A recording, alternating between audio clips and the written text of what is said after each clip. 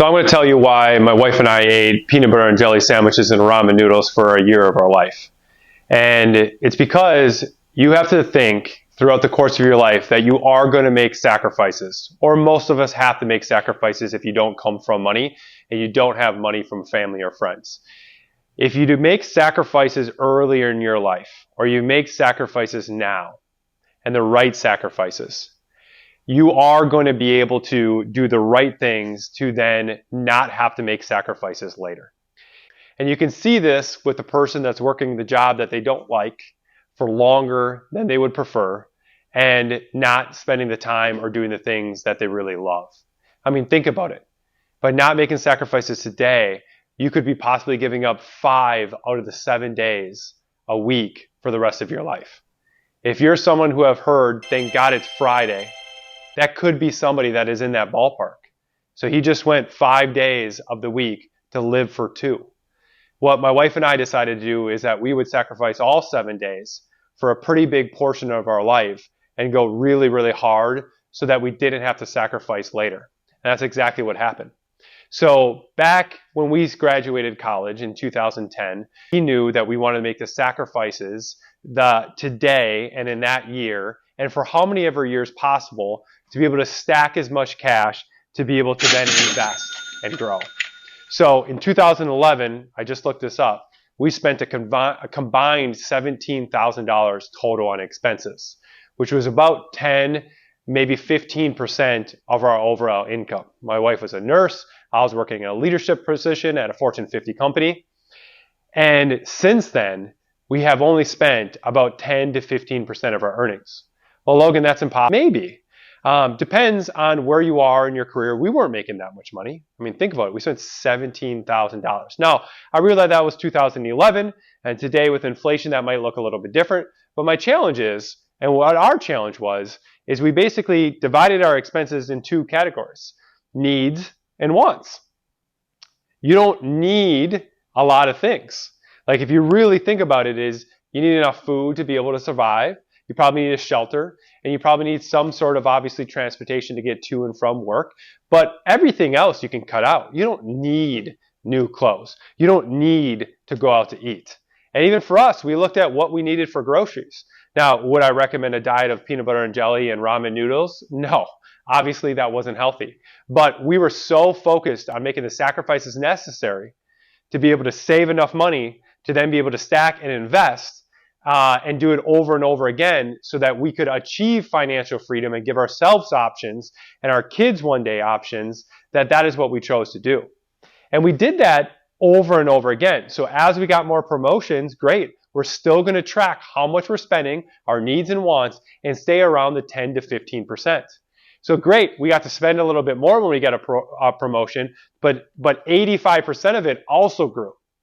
And we just continue to go broke over and over and over again because that 85% would then be used to buy another investment.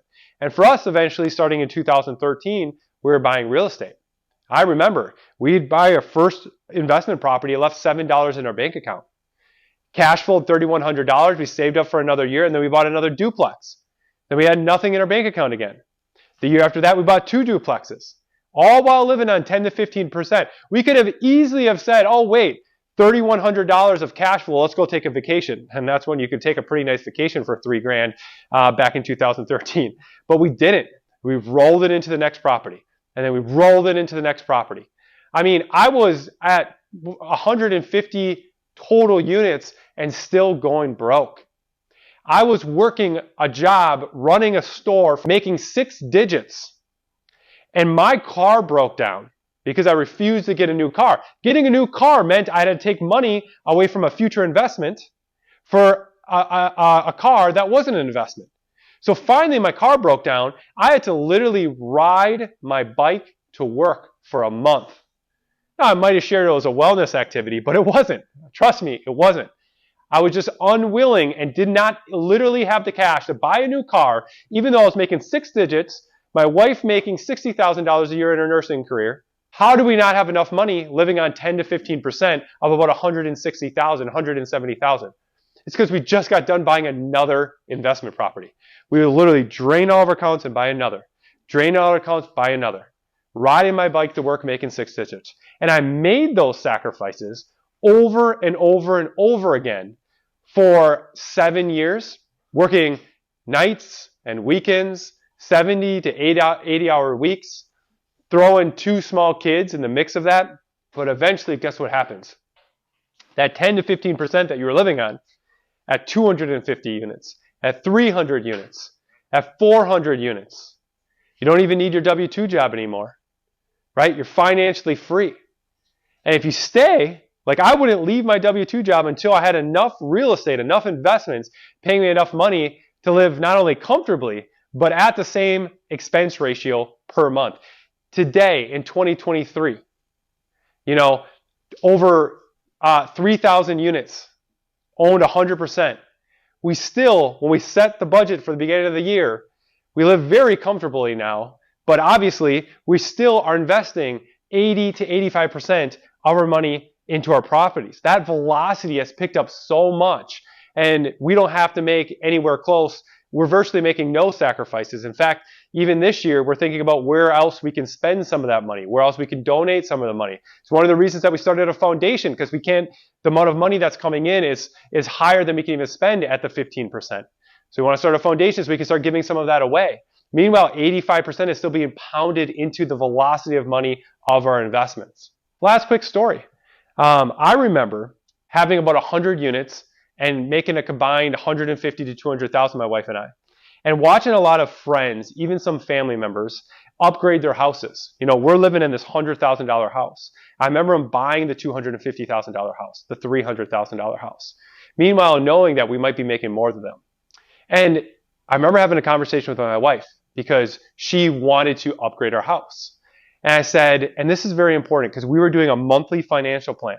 If you read my book, I go over how important it is together to grow and evolve, to make the sacrifices together, to talk about your dreams together. And every month we would just talk about how close we were to financially freedom and how bad we both wanted it. And I remember she wanted this house. She saw everybody else and she wanted to upgrade. And rightfully so, we're making definitely enough money to be able to buy it.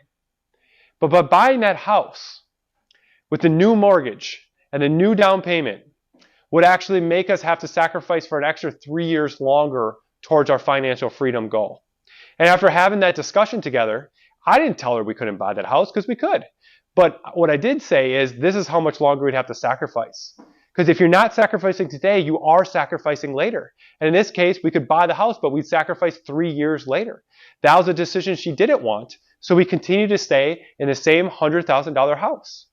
I see this today. I see this on social media all the time. You got somebody that wants to be an influencer standing next to a Lamborghini that can't afford the Lamborghini, right? And because he wants to be an influencer versus making sacrifices or building the business, he's going to end up making sacrifices later. And if you can buy and you want to buy it, that's great. Like, I like knowing I can buy a Lamborghini if I wanted to, but that doesn't do anything for me. That doesn't do anything for my wife. So you want to be able to make sacrifices in the beginning so that you can do whatever the hell you want later, but you don't need to prove anything to anybody either as well.